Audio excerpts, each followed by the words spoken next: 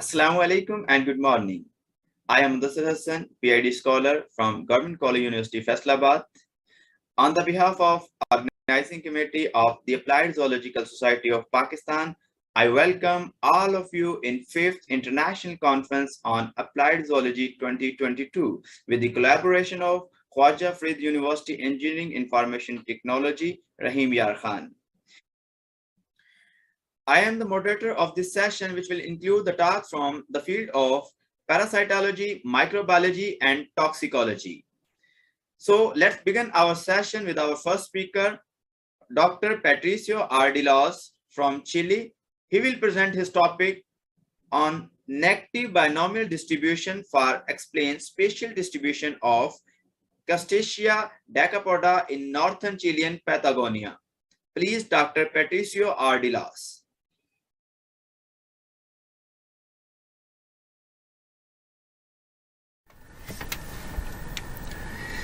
This is the presentation entitled Negative Binomial Distribution for Explain Spatial Distribution of Águila cholchol in Northern Chilean Patagonia by Patricio de los Ríos Escalante from Biological and Chemical Science Department, Natural Resource Faculty of the Catholic University of Temuco, Chile.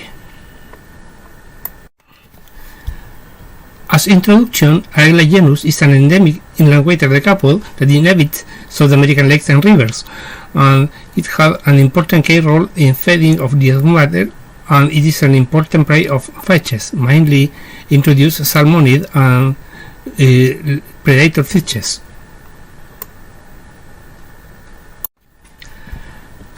Águila genus inhabits in benthic environment, and its spatial distribution is variable in function of bottom composition, food availability, and predator exposure, and it can be uniform or aggregated distribution. The aim of the present study is analyze the spatial distribution patterns of Águila cholchol population in Cautín River close to Temuco, in Chile, North Patagonia.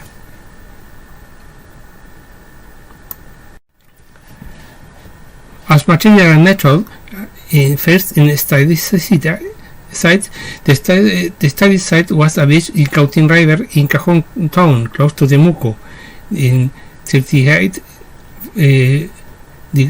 grades 45 minutes south latitude, 72 grade 40 minutes west longitude. The site was visited in 2006, January and February, 2012, March, and 2022 in September.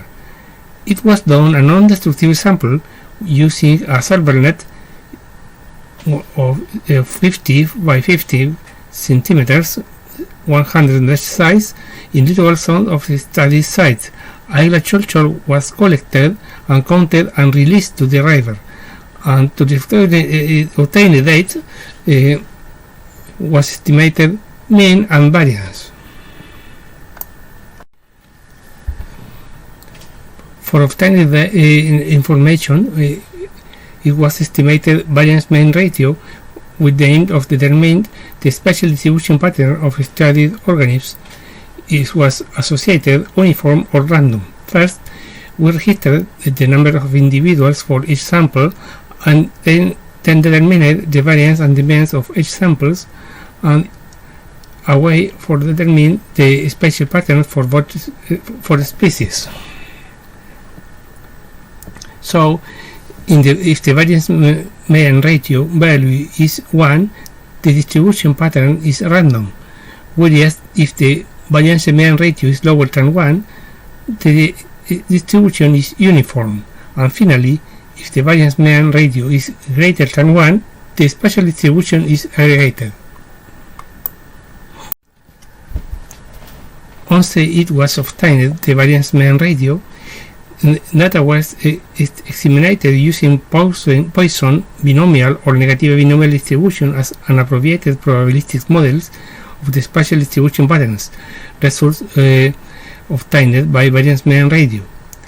If the first analysis denoted associated pattern or uniform or random spatial distribution, a second step analysis was applied with the negative binomial, positive binomial, and Poisson distribution respectively, and this analysis was applied using Excelstat software. In result and discussion, we revealed that IGLA population has an aggregated pattern and it used the negative binomial distribution. You can see the results in this table.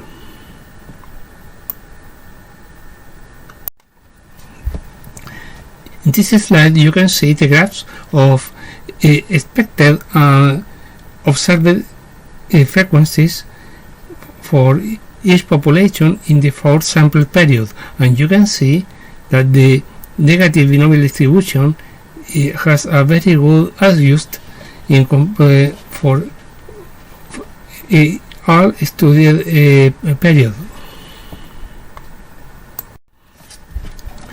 At discussion, the exposed result revealed the existence of negative binomial distribution for studied population that can be an adaptive strategy for optimizing the food capture and protection against predation. Similar results has been noted for Patagonian inland water and intertidal decapods, as well as intertidal decapods in north of Chile, parasite and ectocommensals. In this scenario, the negative binomial distribution can be a robust probabilistic model for explaining spatial distribution of species that have aggregated pattern. Finally, this is the important contributors for this study and the important references that were based in this study.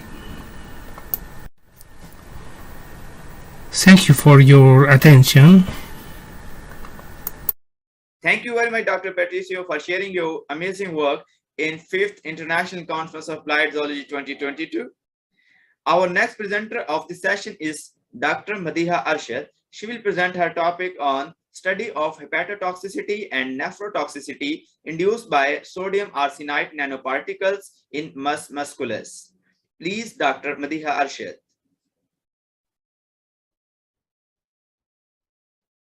Assalamu alaikum.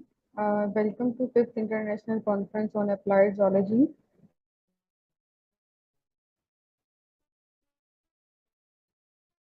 I am Dr. Madiha Arshad, Assistant Professor from Department of Zoology, University of Education, and the today topic of my talk is study of hepatotoxicity and nephrotoxicity induced by sodium arsenite nanoparticles in mus musculus. First of all, what is toxicology? Toxicology is the branch of science which deals with the harmful effects of chemical and physical agents on living organisms. And what are toxicants? Toxicant is a substance that can produce deleterious conditions on a living system, and they may be man-made or naturally occurring. General toxicants, what are the general toxicants? Which, for example, drugs, biological toxins, radiations, chemicals, heavy metals, and infectious agents are the general toxicants which can induce toxicity. Here we have used arsenic as a toxicant. Arsenic is an element that naturally occurs in Earth's crust and its core. Its occurrence is in soil, plants, drinking water, various foods, sediments, air. Anthropogenic procedures also contribute arsenic to the environment. If we talk about the chemical and physical properties of arsenic, it is a metalloid. It is present in the form of arsenite or arsenate +3 or +5 valency. It is having different oxidation states, 3 allotropic forms used for making glass, wood, and preservation. It is a lustrous silver gray and crystalline, exhibits shine or glow, poor conductor of heat and electricity, hard and brittle, and garlic odor. Advantages, if we talk about its advantages and disadvantages, its benefits are metabolism of amino acids and gene silencing, important for treatment of leukemia, important for metabolism in plants, important for elements in semiconductor technology, used as medicine for diabetes, syphilis, and asthma. And its disadvantages are liver damage and changes is myocardium, skin burning, skin cancers, lung fibrosis, anemia, enhanced carcinoma, formation of in rodents, carcinoma in rodents, respiratory illness, and tubular necrosis, also caused by arsenic. Route of exposure to the human or animals is dermal contact, inhalation via absorption through skin, and gastrointestinal ingestion. If we talk about the mechanism of mode of action, it causes DNA damage, histone methylation, produce oxidative stress, stop DNA repair mechanism, decrease hepatic glutathione, and change in configuration of DNA binding. Objective of this study was to evaluate toxicological effects of arsenic nanoparticle on liver and kidney to check alterations in the LFT and Rfp parameters. Uh, Problem statement: arsenic stimulates pathological disturbances within the body. So nephrotoxicity and hepatotoxicity of arsenic nanoparticle will be analyzed in this study. Plan of work: sodium arsenide nanoparticles LD50 was 75 mg per kg used according to CM to 2008. Dose administration: total number of mice used in this experiment was 20. Control group was without any treatment. Dose group was treated with 5 mg per kg, 25 mg per kg, and 50 mg per kg of the sodium arsenide nanoparticles. In this experiment, Swiss albino mice muscular were used, and they were placed in steel cages of 8 into 14 inches. 12 hours standard light and dark conditions were given to the mouse. Humidity level were maintained at 40 to 45 degrees centigrade, and chick feed number 14 was used, and water, free excess of water, clean drinking water was given to the mouse. Our sodium arsenide salt were used in this experiment, and it was firstly it was prepared sodium arsenide nanoparticles, then it was dissolved in distilled water, and it was given for 1 month consecutively. Study duration was almost 9 months. Sample size, dose group were, there were 4 dose groups: control, dose 1, dose 2, and dose 3. Ethical considerations, according to UE Ethical Committee: clean water, chick feed number 14, humidity, and dissection through cervical dissection, surgical gloves, and laboratory preventive measures all were observed during the experiment. After 30 days, 1 day for acclimatization period was left. In 32nd day, dissection was done, and blood was collected for biochemical testing, and liver and kidney were removed for histological purposes. And histological purposes, slides were stained with hematoxin and eosin stain. For biochemical testing, RFT and LFT tests via kits were performed. SPS 21 software was used. 1 day of ANOVA was applied, and significant differences between control and dose group were considered. Results: comparisons of LFT parameters in sodium arsenide nanoparticle treated group with control. There was a significant difference in bilirubin total, bilirubin conjugated, bilirubin unconjugated, alkaline phosphatase, and alkaline transferase. These all were parameters were differentiated. P-value less than 0.05 in all groups were observed. Comparison: if we talk about comparison of RFP parameters in sodium arsenide treated group with control, blood urea level was significantly different from the control, while serum creatinine in high dose serum creatinine was also significantly different from control group. Histopathology of liver.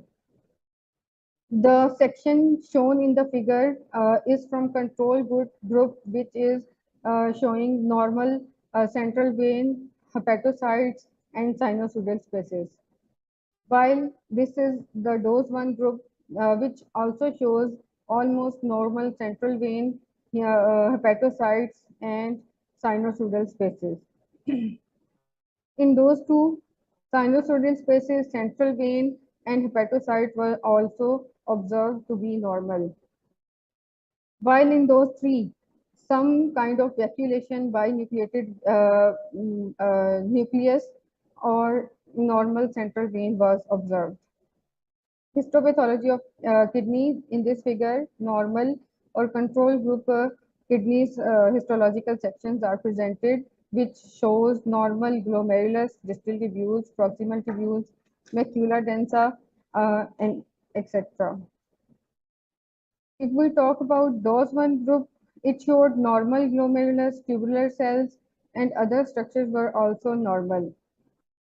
In those two, some kind of vacuolation was observed. And in those three, glomerulosaccharidosis or tubular necrosis were observed. Conclusion. Sodium arsenide nanoparticles significantly altered blood urea, serum creatinine, and bilirubin parameters, both conjugated and unconjugated, as well as alanine transaminase and alkaline phosphatase activities. But histologically, sodium arsenide nanoparticles were not as damaging as sodium arsenide in its inorganic form. So it can be concluded that nanoparticles can cause harm at biochemical level, but not as much as detrimental as arsenic itself. Recommendations. Arsenic through water, crops, and food should be avoided because in its inorganic form it is much deleterious, but its nanoparticle also can cause harms to the biochemical parameters of the blood, but it is almost safe in organs. Organizations, agencies, institutes must spread awareness through modulate tools and regulation programs and pamphlets. Thank you for your attention.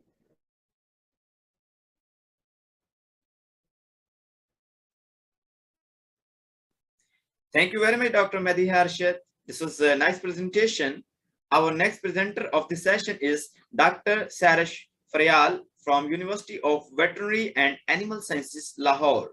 She will present her topic on production of recombinant therapeutic for the treatment of Staphylococcus mastitis in dairy animal. Please, Dr. Sarish Freyal.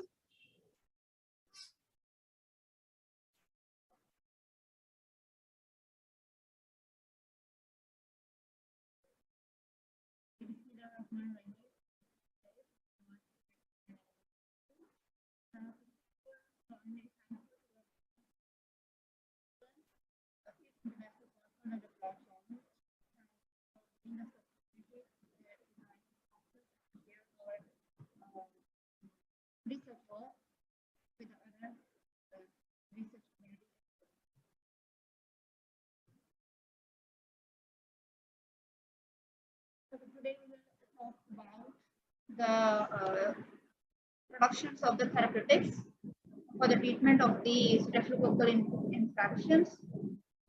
For the treatment of staphylococcus infection, that is a very common infection among the dairy animals and the human beings as well. So the production of the recombinant therapeutics of the animals. First of all, the dairy industry, the overview about hepatitis in animals and the status of the dairy industry in Pakistan. The dairy industry is one of the first growing industries in the Pakistan, and the contribution of the livestock is 1.5% in the value added GDP of the agriculture and has remarkable potential to expand. There are many economically important livestock diseases in Pakistan. Then the mastitis is one of the shocking maladies of our dairy animals, causing the production losses to our livestock sector. According to the field survey, we can judge the significance of the disease with this fact that according to the field survey of the mastitis is ranked as the #1 disease of our dairy animals. It negatively affects the production, the quality of the milk, and the quality. Increasing the disease resistance among the dairy animals is desirable to be known so that we can control this disease and then our dairy can produce the milk which actually conforms the standards of the WTO. Mastitis is inflammations of the mammary gland. It is characterized by the swelling of the udder tissue and mild fever and the redness as well.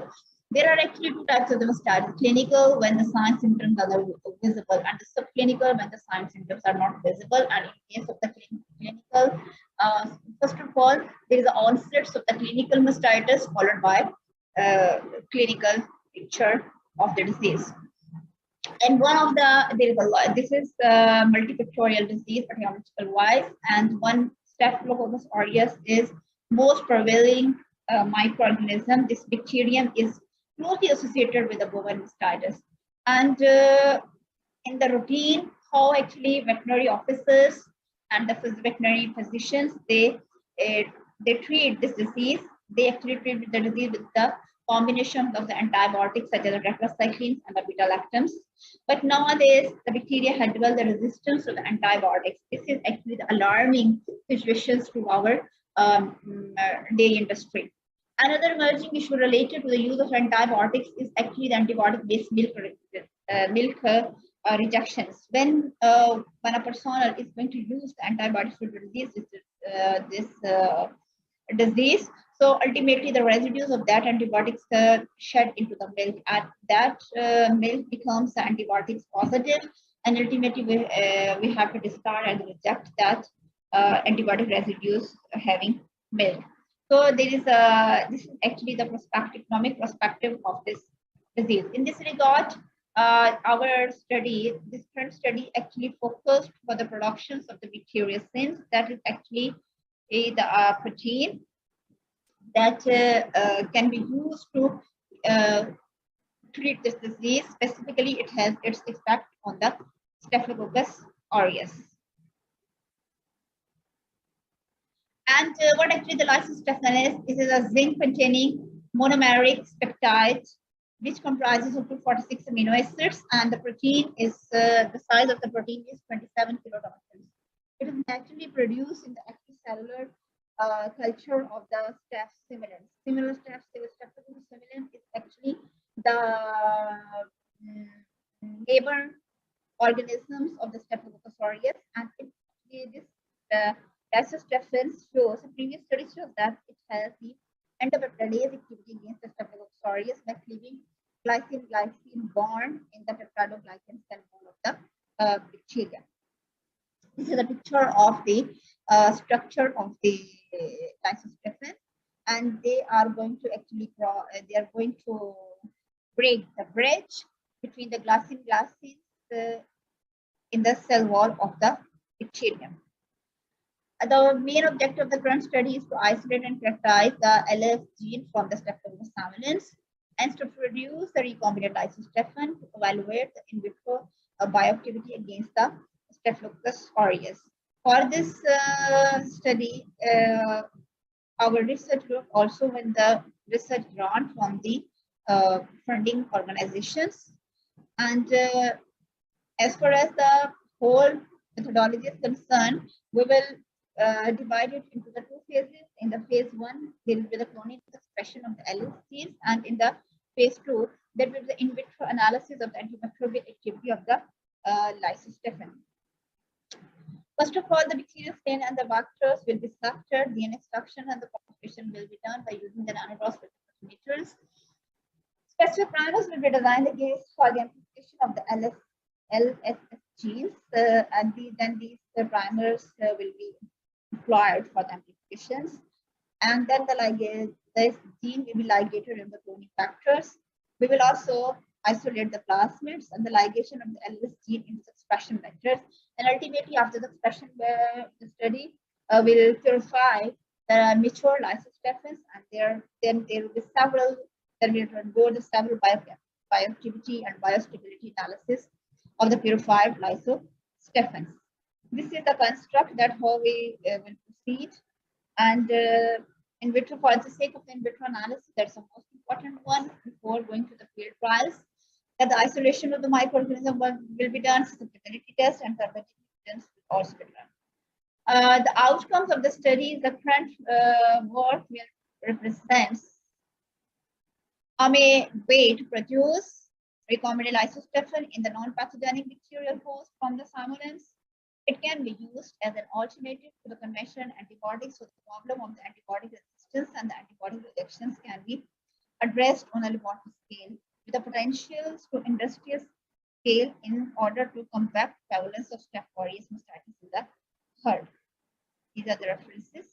Thank you very much for your attention.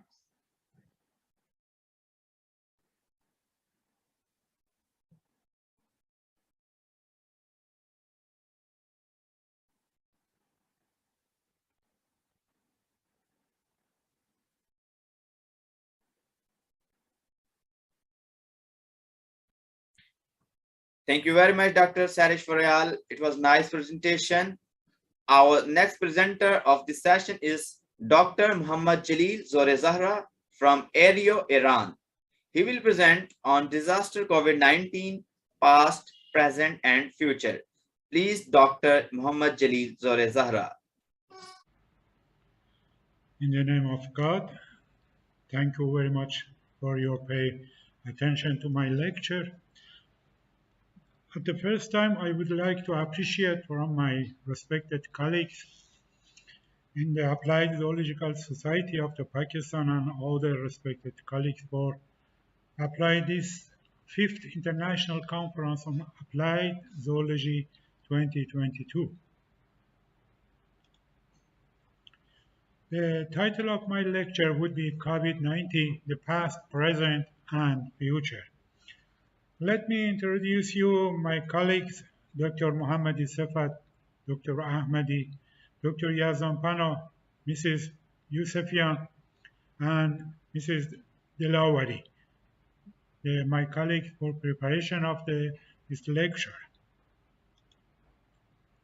At the first time, I would like to talk about the pandemic event in the world through the looking glass. The history of pandemics is thought to date back to the BC era. The definition of the pandemic is an outbreak of a disease that occurs over a wide geographical area, such as multiple countries or continents. Pandemic originate from a virus or bacterium and spread rapidly throughout the world. However, before a disease is declared a pandemic, scientists usually ask these three questions. 1.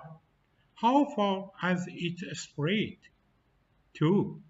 How many people has it affected? And 3. Is it a new disease? After major pandemic, Black Death or the Bubonic Plague is considered the most fatal pandemic in human history, originating in rat and transmitted to the human by fleas infected with the bacterium Yersinia pestis. The Bubonic Plague led to about 200 million deaths. This pandemic wiped out 30 to 50 of European population and took more than 200 years for the population to recover. Another famous pandemic was smallpox, which resulted in approximately 56 million deaths. Smallpox was caused by the variola major virus. The first vaccine was developed to fight off smallpox, which you can read about it. Today, of course, we are facing a pandemic of our own, COVID-19. Also, we know that COVID-19 is caused by the coronavirus SARS-CoV-2. We still do not know where exactly this disease came from and how it spread to humans. This disease has already caused 1.8 million deaths, which will unfortunately continue to increase as battle this pandemic. The history of the pandemic would be very, very interesting according to the the rate of the mortality, the rate of the morbidity, and as you see, we tried comparison the lot of pandemic in the world. It would be started from the, for example, like this Bubonic Plague and other pandemic disease, yellow fever, Spanish flu, Russian flu, and other pandemic disease.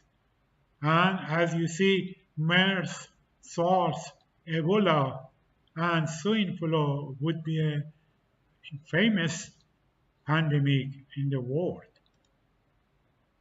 The death tools is very important parameter for comparison the pandemic between them. For example, like this bubonic plague would be more than 200 million mortality, and other Spanish flu and plague of the Justinian is the different rate of the mortality and morbidity in the pandemic disease. And as you see, HIV and other Russian flu, Hong Kong flu, and Ebola, MERS, and SARS, you can comparison between them. So what is a virus? Since COVID-19 comes from the virus, we must not forget what viruses are and what they can do. A virus is a submicroscopic and infectious particle made of a protein, DNA or RNA, that cannot reproduce on its own. The life cycle of the virus involves entering an organism and hijacking the host cellular machinery to reproduce. Newly reproduced copy of the virus must cross the host cell to the release the newly made copy. Some viruses are zoonotic, meaning that they can be transmitted from animal to human through close contact. COVID-19 disease is a zoonotic virus that is transmitted from bats to human. COVID-19 virus has some relative. SARS-CoV-2 is just one member of the coronavirus family, which also includes the MERS-CoV and SARS disease. Like the COVID-19 virus, all CoVs have the feeder of the surrounding spike, which play an important role in how they bind to cells for replication. CoVs are RNA viruses with large genomes that encode for 4 major structural proteins: the spike protein S, the membrane protein, the envelope protein, and the nucleocapsid protein. One way by which this family of viruses differs is by their receptor binding domain. A receptor binding domain is part of the virus on the spike protein that binds to the cell's receptors, and it's known to play a key part in cell entry. The coronavirus factory cells, the S protein of CoVs, is highly responsible for starting the virus replication process. There are receptors outside of human cell called ACE2 receptors that are recognized by the S protein. This protein binds to ACE2 and then is allowed to enter the cell. The cell then becomes a factory for CoVs. Coronavirus uses the cell machinery to make more copy of itself and burst it open to release the new copy. The COVID-19 mortality, and as you see, the rate of the mortality increasing in many of the countries such as UK, Italy, United States, Spain, Germany, Canada, and other countries. This figure showed the country continuously growing number of COVID-19 deaths in several countries in the world. It would be a pandemic. Expectations. As with many diseases, the suffering caused by COVID-19 can be physical and psychological or some combination of the two. Ultimately, determine what your prior elements have predisposed to you. Generally, the clinical spectrum of SARS-CoV-2 infection adheres to 5 categories of illness severity. These categories are 1. Asymptomatic, 2. Mild illness, 3. Moderate illness, 4. Severe illness, and 5. Critical illness. Asymptomatic patient will test positive using a virological test such as real-time PCR, but have no associated symptoms. Those with mild illness may experience a multitude of symptoms. For example, fever, cough, sore throat, malaise, headache, muscle pain, nausea, vomiting, diarrhea, loss of smell or taste, but are unlikely to develop a loss of oxygen saturation if their disease state stays stable. Individuals afflicted with a moderate or severe diagnosis will experience the onset of acute respiratory distress syndrome and will have difficulty breathing due to damage and inflammation which their pulmonary system. If these symptoms progress, a critical diagnosis can manifest, and this patient will suffer from hyperinflammation causing multiple organ failure, superinfection, and further decline that will lead to intubation. The intubation would be the hazardous stage of the final stage of the disease and maybe lead to the death. Clinical aspect of the COVID-19 would be clinical presentation would be mild, no or mild pneumonia, reported in about 80% of the patient.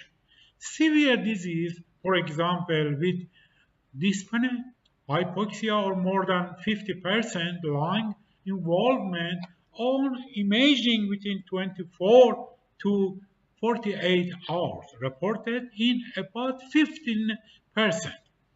And critical disease, for example, with respiratory failure, shock, or multi-organ dysfunction, reported in 5%.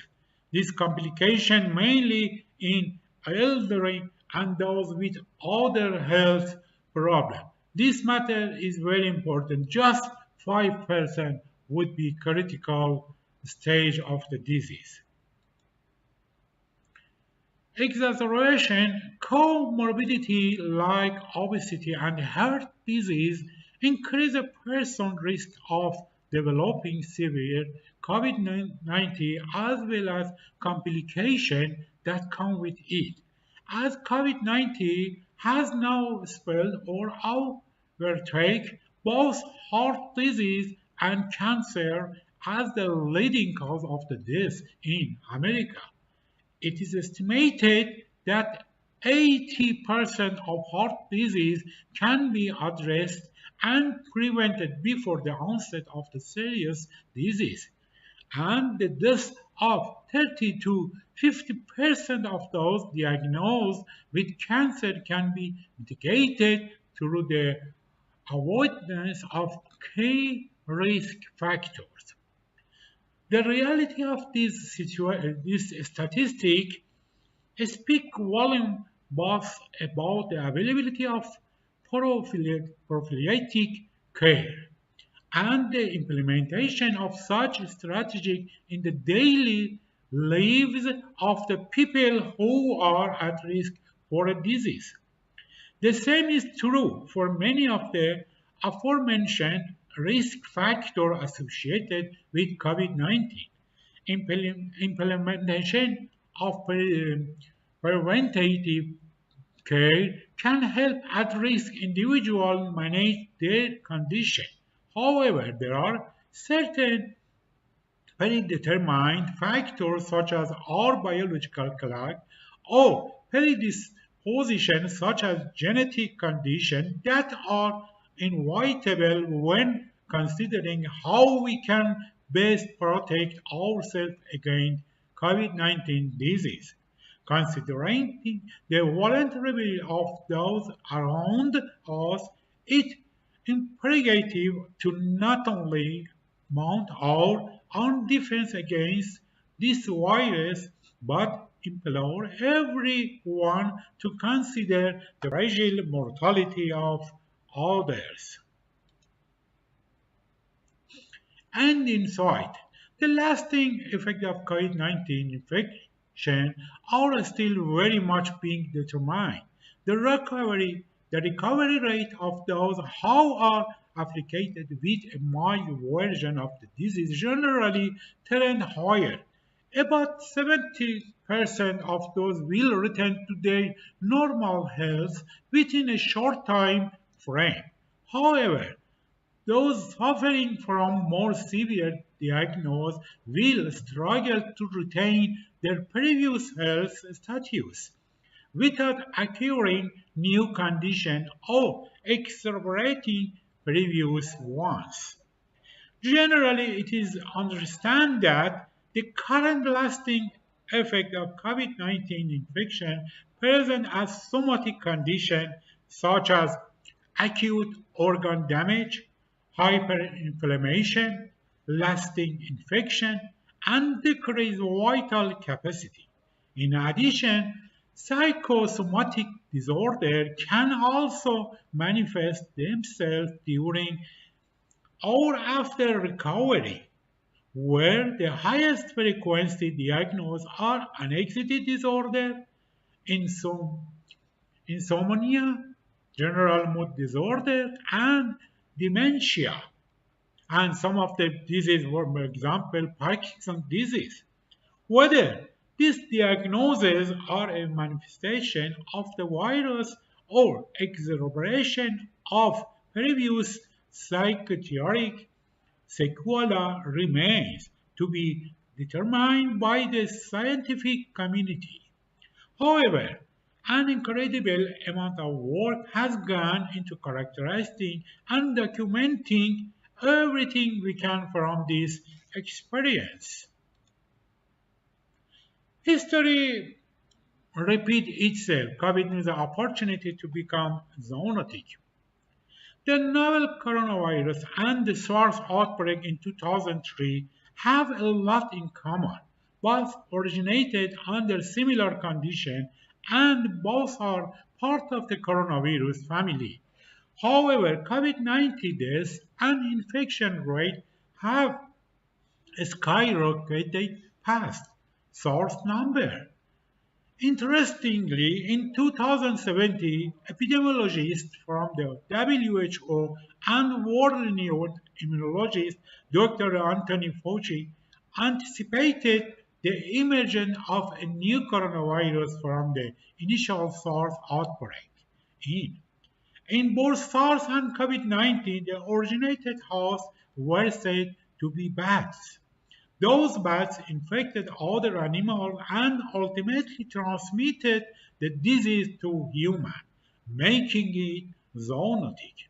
Both SARS and COVID-19 had the ideal opportunity to become zoonotic. In zoonotic infection, successful replication of viral pathogen from animal to human is a very intricate process. The transmission of pathogen to a host cell is not something that happens spontaneously.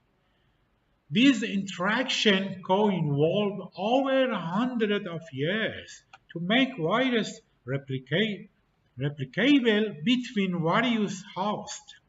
Determining the natural host of COVID-19 is crucial to preventing the transmission of the disease and possible inhibiting the next pandemic.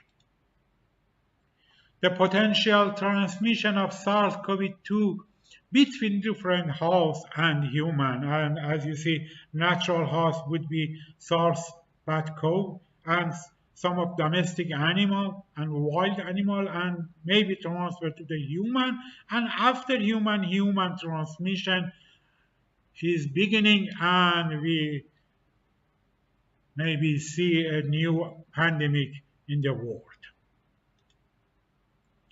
SARS-CoV-2 origin bat to mammoth, maybe pangolin to human in November, December 2019.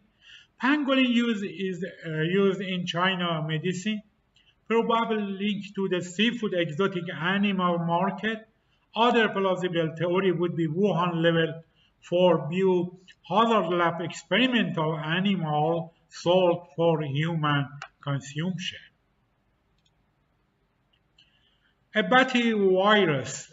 So how exactly did the scientists find out that the virus that led to 2019 outbreak was a bat coronavirus? It's known to the scientific community that SARS-CoV is mainly found in bats.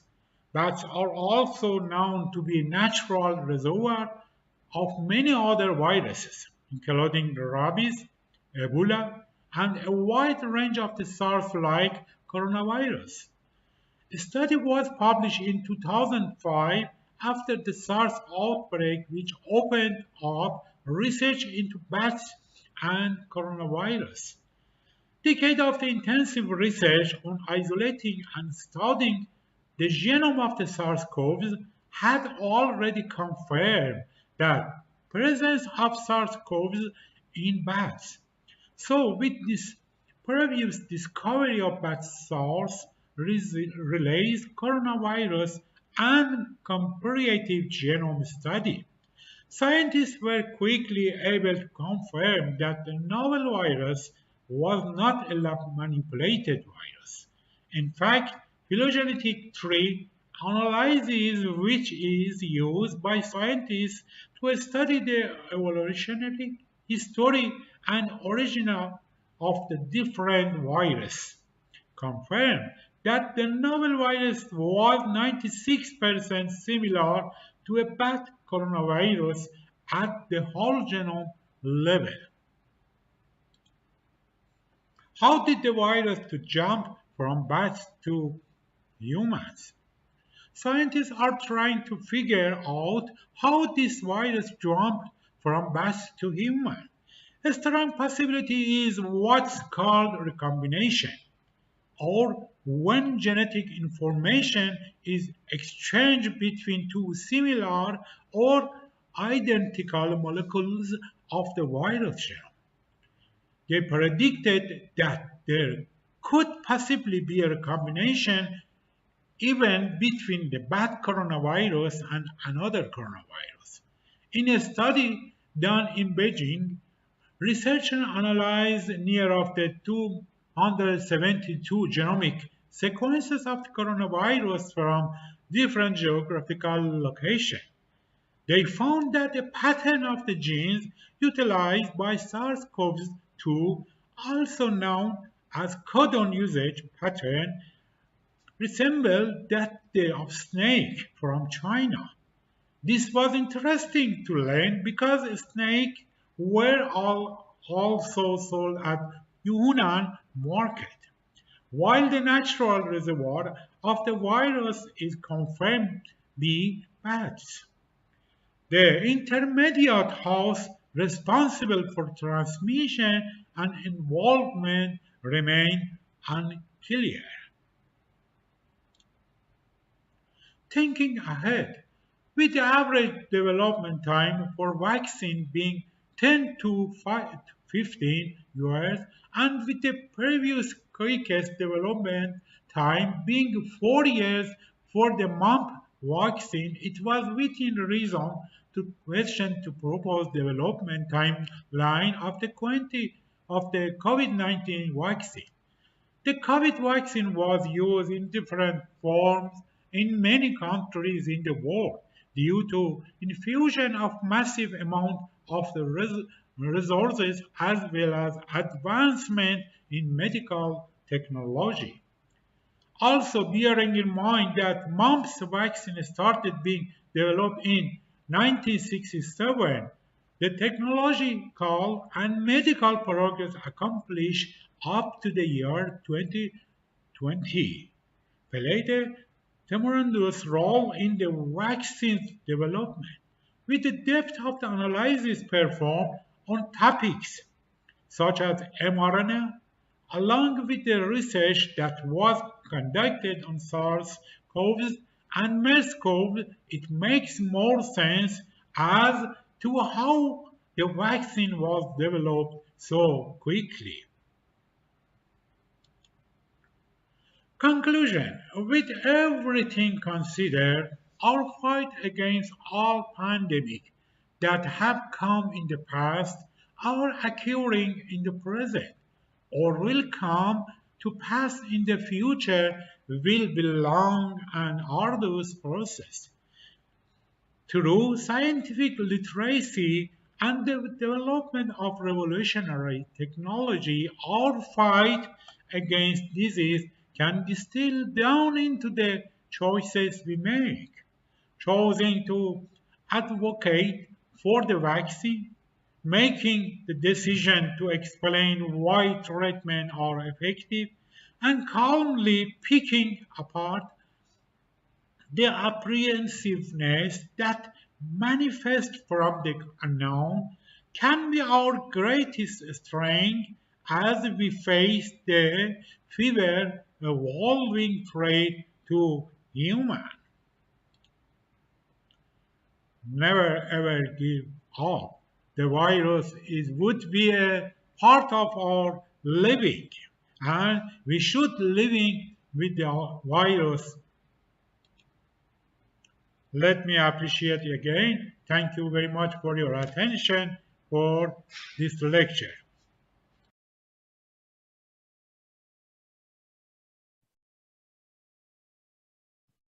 Thank you very much, Dr. Jalil, for providing us information about COVID-19. Our next presenter is Dr. Rabia Yakub from University of Education, Lahore.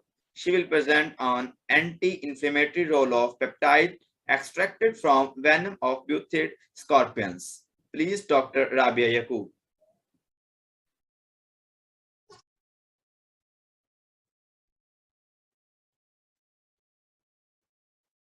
Bismillahirrahmanirrahim. I am Dr. Rabia Yakub from Department of Zoology, Division of Science and Technology, University of Education, Lahore. The work I'm going to share with you today is about assessing the anti-inflammatory role of peptides extracted from venom of butid scorpions. Scorpions are the oldest arachnids which are widely distributed over different land habitats. There is a huge diversity among various kinds of scorpions, and Buthidae is the most abundant and most venomous family, comprising of 89 genera with 1,954 species. Common Buthid genera, which were found in the surrounding areas where the study has been conducted, are Androckness, Mesobuthus, and Odontobuthus. Normally, scorpion venom is considered as toxic substance which is associated with induction of severe pain, but there are some specific peptides which have proved to be the potent healers of various maladies. These peptides could potentially be used in the physiological and pharmacological research, as well as they can also be used as investigatory research tool. Peptides of low molecular weight are of utmost medicinal importance. These peptides may activate or inhibit activity of various ion channels, acetylcholine receptors, as well as coagulating and anticoagulating pathways. Normally, scorpion envenomation involves B lymphocyte-mediated activation of immune system, T lymphocyte-mediated activation of immune system, as well as upregulated production of catecholamine, angiotensin II, glucagon, cortisol, and nitric oxide. Cytokines produced after envenomation, they exert hormone-like effect on other cells and mediate inflammatory process, immune response, as well as they also speed up the tissue repair and healing process. Usually, cytokines are divided into two groups, pro-inflammatory cytokines and anti-inflammatory cytokines. Actually, anti-inflammatory cytokines resolve the hyperactive inflammatory process. Previous studies has shown elevated cytokine levels like interleukin-4, interleukin-6, and interleukin-10 after scorpion envenomation. So keeping in view the previously reported data, the study has been designed to isolate different peptide fractions of venom, scorpion venom, to evaluate the anti-inflammatory potential of selected peptides in mus musculus, to study the effect of crude venom and selected protein fractions on various blood parameters of mus musculus, as well as to estimate and compare the level of anti-inflammatory cytokines in the mus musculus. Talking about the materials and methods which were used in this study. First of all, scorpions were collected from the district Sargodha. For the scorpion collection, UV lamps were used and scorpions were collected during nights of full moon night. Afterwards, the scorpions were brought to the laboratory in the Department of Zoology, University of Sargodha, where scorpion extraction was carried out. Venom extraction was carried out. For venom extraction, the venom gland was electrically stimulated and the venom droplet was collected in the vials. Then from that collected venom, isolation of peptide fraction was done by using polyacrylamide gel electrophoresis. For evaluation of anti-inflammatory potential of venom, study was divided into different parts. First of all, the determination of median lethal dose of the venom was done for mice. For this, intravenous injection of different venom doses was carried out. Then for evaluation of anti-inflammatory potential of venom, that was assessed by induction of paw edema. And the severity of paw swelling at ankle joint was assessed. Afterwards, the various blood parameters were evaluated. The inflammation was induced in mus musculus by injecting 1% carrageenan suspension. In the third part of experiment, effect of venom on the cytokine level was checked, and the level of interleukin-4, interleukin-6, interleukin-10, and interleukin-13 in the mice serum was assessed by using specific kits.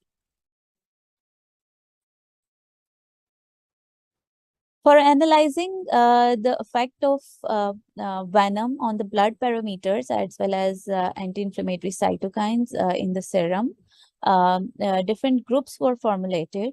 In the negative control, we have injected 550 microliter of normal saline, and afterwards 50 microliter of 1% carrageenan suspension was injected. To the positive control, 50 microliter of betamethasone was injected, and afterwards 50 microliter of 1% carrageenan suspension was injected. And in experimental group, 50 microliters of sublethal doses of crude venom from different species as well as peptide fractions which are extracted, they were injected, and later on 50 microliter of 1% carrageenan suspension was injected. 1% carrageenan suspension was injected to induce the inflammation in the mice. As far as statistical analysis which are applied are concerned, Normality test, descriptive statistics, analysis of variance, followed by Stuckey's test for multiple comparisons, and probability analysis were applied. The study was conducted at Department of Zoology, University of Sargodha, and Department of Zoology, University of Punjab, Lahore, where all facilities were available. Furthermore, the study was supported by, it was funded by the Higher Education Commission.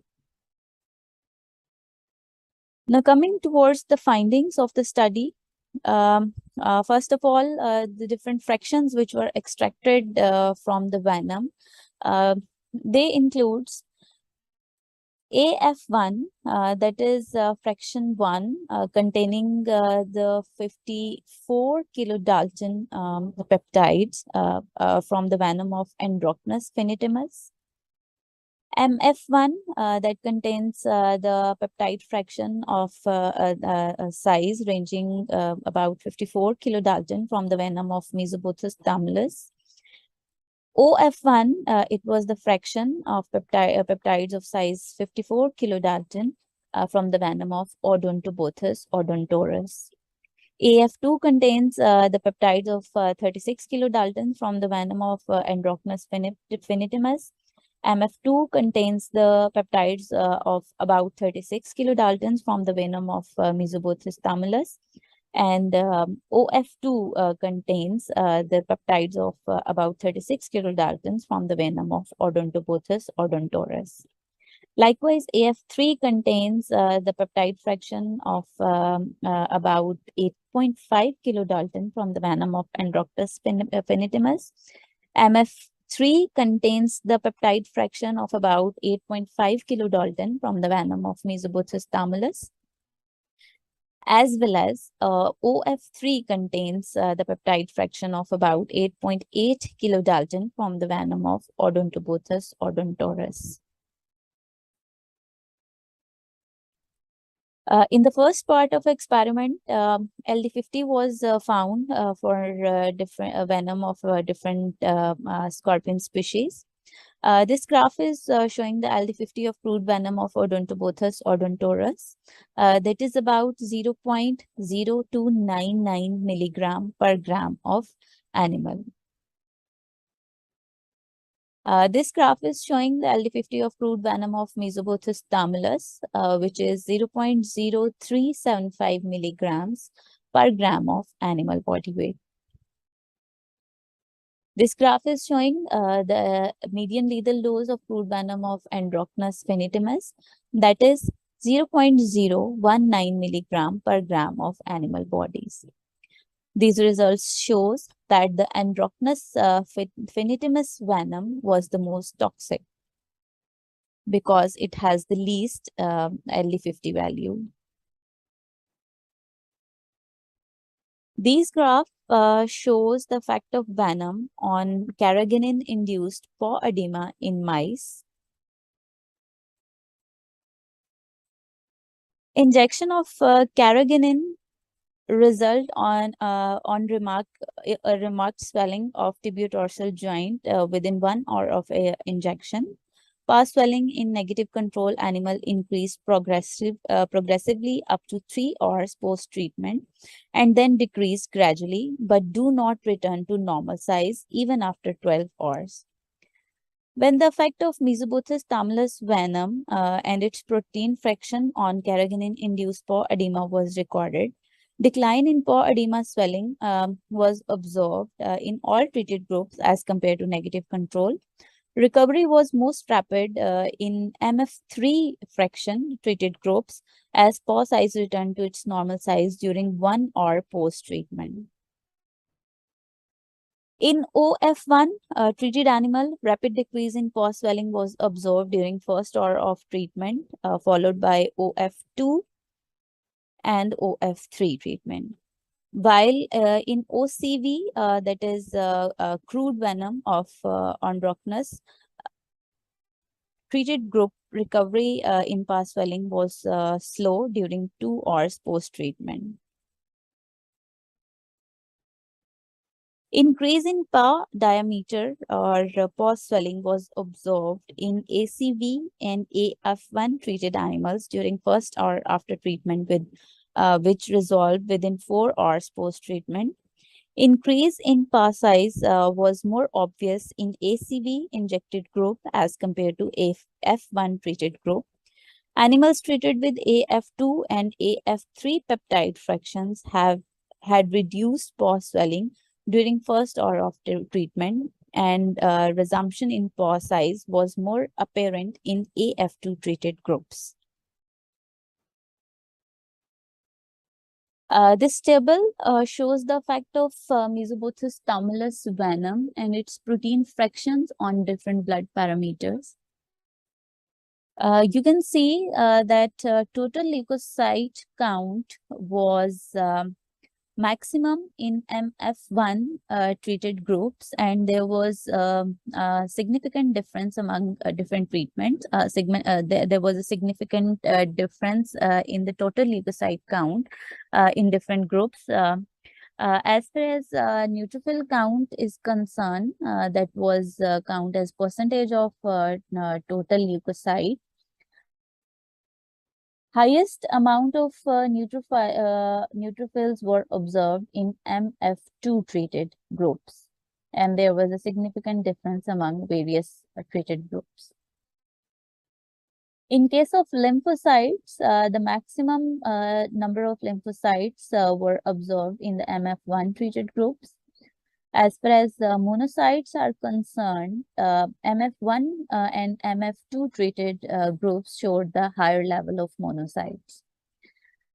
Eosinophils eosinophil levels were most elevated in MCV, MF1 as well as MF3 treated groups.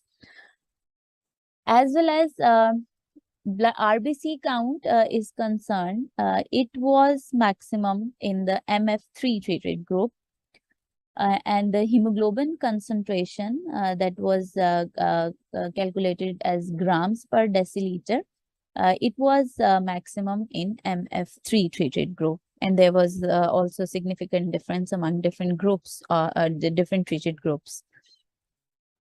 This table is showing the effect of Odontobothus venom and its protein fractions on different blood parameters of mice. You can see here that the total leukocyte count was maximum in OF3 treated groups. Neutrophil count was maximum as OF3 treated group, and lymphocyte count was maximum in OF1 treated group. As far as monocytes are concerned, their count was maximum in OCV treated groups, and the eosinophil count was maximum in OCV treated group. Total RBC count was observed maximum in OF3 treated group, as well as the hemoglobin concentration was maximum or highest in the OCV treated group.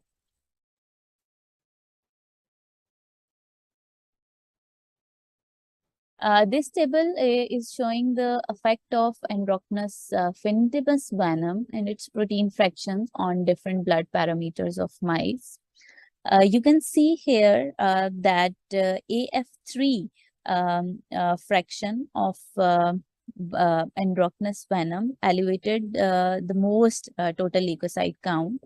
As far as neutrophils are count, they were also maximum in AF3 treated groups. Lymphocytes were maximum in AF2 treated groups. Monocytes were maximum in all AF1, AF2, and AF3 treated groups, while eosinophil count was maximum in ACV and AF1 treated groups. RBC count was highest in ACV treated group, while the hemoglobin concentration was maximum in ACV treated group. Although there was no significant difference among the monocyte count, RBC count, and hemoglobin concentration among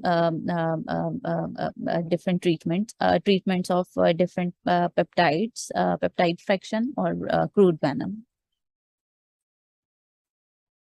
This table is showing the dynamics of anti-inflammatory cytokines in serum of mice, which was injected with whole venom and various venom fractions of Mesobotus tumulus. These values that are represented in the table, they indicate the absorbance at 450 nanometer. These are the absorbance values at 450 nanometers. Interleukin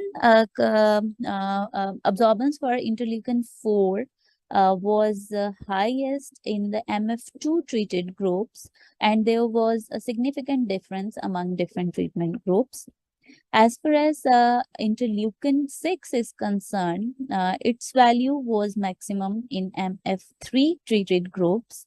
Interleukin 10, in the case of interleukin 10, absorbance was maximum in MF1 treated groups, while interleukin 3 shows the maximum absorbance in MF3 treated groups, and there was a significant difference among with different treatments. Table 5 is showing the dynamics of anti-inflammatory cytokines in serum of mice injected with whole venom and various venom fractions of Odontobothus odontorus. Here you can see that interleukin 4 concentration of interleukin 4 was maximum in OF2 treated groups. Interleukin 10 concentration was maximum in OF3 treated group, as well as the absorbance in case of interleukin 10, it was maximum in OF3 treated group. While absorbance in case of interleukin 13 cytokine was maximum in OF3 treated group. This table is showing the dynamics of anti-inflammatory cytokines in serum of mice that was injected with whole venom and various venom fractions of Androckness finitimus.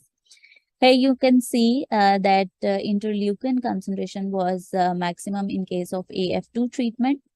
Interleukin 6 concentration was maximum in case of ACV treatment. Interleukin 10 concentration was maximum in case of AF3 treatment, and interleukin 13 concentration was maximum in case of AF3 treatment. And in case of all the interleukins, there was a significant difference among different treatments. So concluding the findings of study, we have found that crude Androckness finitimus venom was the most toxic in terms of LD50. Total leukocyte count and differential leukocyte count decreased as a result of crude venom treatment. Overall increase in differential leukocyte count and total leukocyte count was recorded in F2 and F3 treated groups. F2 and F3 found to be more effective in increasing the levels of anti-inflammatory cytokines. Future perspective of study, as studied peptides are found to be effective in healing of inflammation. So we recommend further study on these peptides to modify them for synthesis of new and cheap drugs for curing edema or inflammation related diseases. Different fractions act in different manner. Use of venom peptides in different combinations yet to be evaluated to get maximum curative effects. Furthermore, sequencing of these separated peptides is required to get better insight of mode of action of those peptides. That's all. Thank you for your kind attention. Allah Hafiz.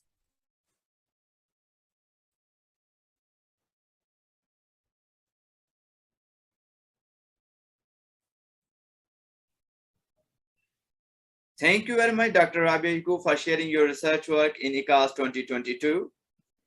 Our last speaker of this session is Dr. Saima Muzammil from Government College University, Faisalabad. She will present on antibiofilm and antioxidant potential of green synthesized zinc oxide nanoparticles against foodborne pathogens. Please, Dr. Saima Muzammil. Assalamu alaikum. Today I will present in 5th International Conference on Applied Zoology 2020. Present my topic antibiofilm and antioxidant potential of green synthesized zinc oxide nanoparticles against the foodborne pathogens. So as you know, foodborne diseases today is a major public health concern. According to the WHO, 30% diseases are due to the foodborne pathogen, especially Escherichia, Salmonella, Shigella, Klebsiella, Listeria.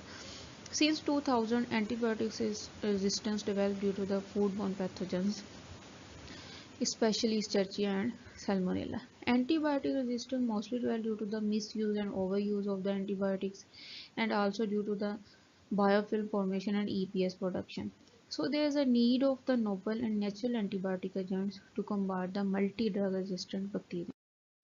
Nowadays, we have developed the nanotechnology to overcome the antibiotic resistance by using the nanoparticles. In nanoparticles, metal oxide nanoparticles gain the much more importance in surviving in intensive conditions. Especially in metal oxide nanoparticles, zinc oxide nanoparticles are highly stable and safe due to its application. And zinc oxide nanoparticles used as the biological labeling, delivery of gene, delivery of drug, and biological sensing.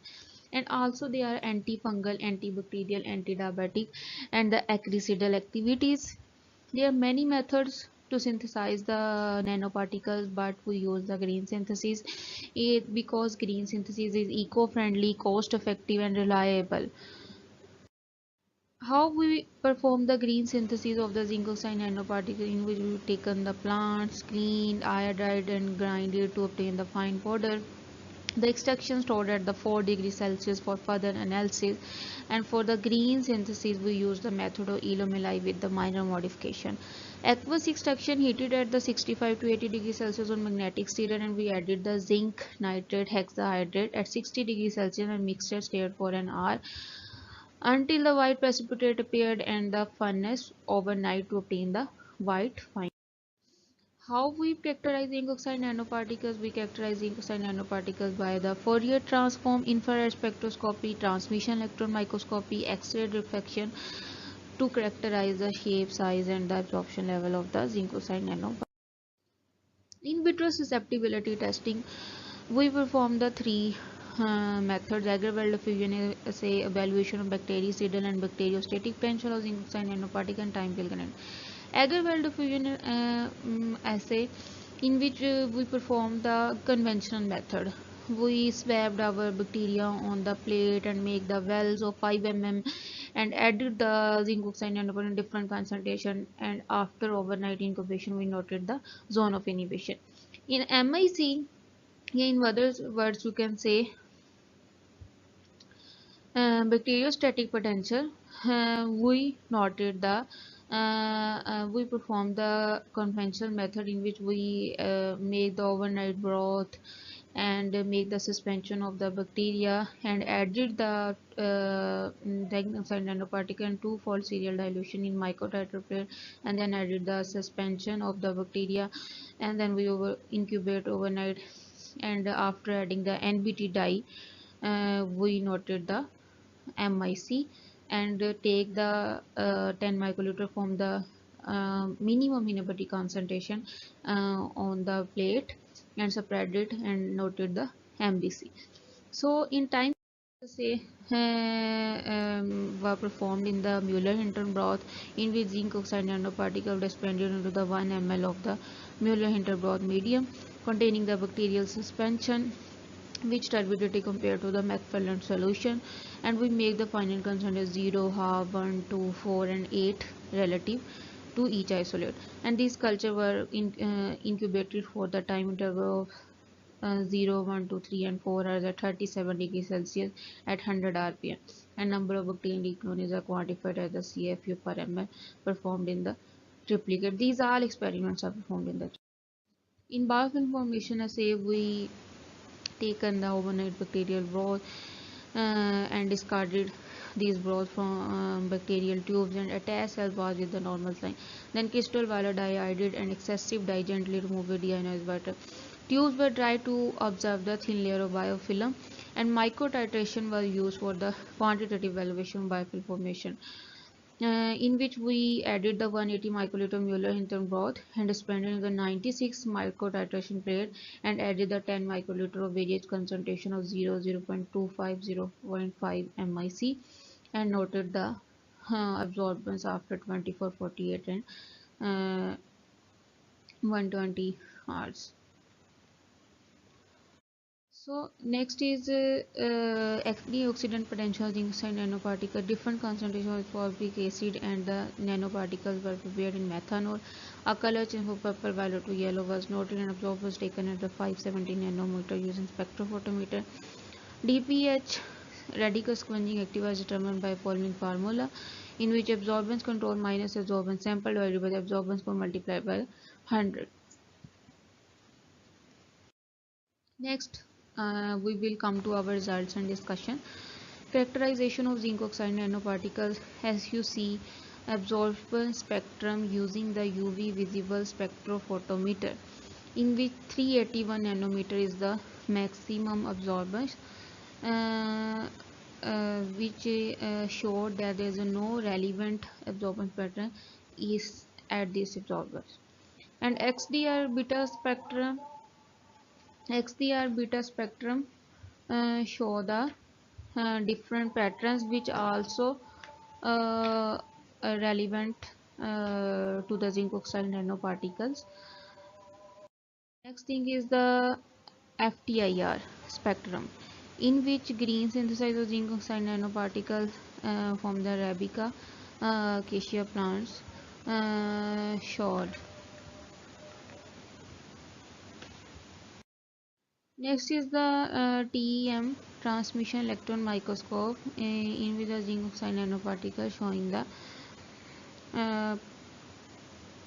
size and the average size by the XDR spectrum and the zeta potential of the zinc oxide nanoparticle. In vitro susceptibility testing in agar-well diffusion assay, the zones of inhibition range from the 16 to 30 nanometer. Maximum inhibition was observed against the E. coli at 500 microgram, where the zone of inhibition diameter was 30 nanometer. Minimum inhibitory zone was observed for the Staph aureus 26 at the highest concentration tested. And the MIC value against the Staph aureus, Staph enterica, and E. coli were 62.5, 31.25 respectively, whereas the MBC value was for all the 62.5 microgram per ml. These pictures show the time kill kinetic assay. As you know, after the 2 hours for the Staph aureus and the Staph enterica at different MIC is the same time kill, but for the E. coli the time will saturate. And these are effects of the zinc oxide nanoparticles on biofilm, in which the E. coli biofilm eradication more, which is showing in the picture C, as compared to the figure A and figure B, which are showing the antibiofilm eradication of Staph aureus and Staph enterica respectively. In antioxidant potential zinc oxide nanoparticles, maximum antioxidant potential was observed at the 75 microgram per ml, as you can see in this graph, in which we use the zinc oxide nanoparticle and ascorbic acid as a standard, and maximum antioxidant at the 75 microgram per ml. So let's come to our conclusion. In conclusion, the findings of the present study demonstrate the biofabricated zinc oxide nanoparticles using the Acacia arabica leaf extract effective against the antibacterial and antibiofilm agents against the multi-drug food resistant bacteria. Moreover, the non-toxic nature of the zinc oxide nanoparticles beneficial and biofouling for the prevention of the food contamination. And these all are the references. Thank you so much for your attention. Thank you very much, Dr. Saima Muzammil, for being the part of ICAZ 2022. This was our last speaker of this session. So this session is going to end it. Our next session will start very soon. It will include the talk from the field of biodiversity, ecology, biotechnology, and molecular biology. It will be moderated by Maham Shabir. So stay tuned and stay connected. Allah Hafiz.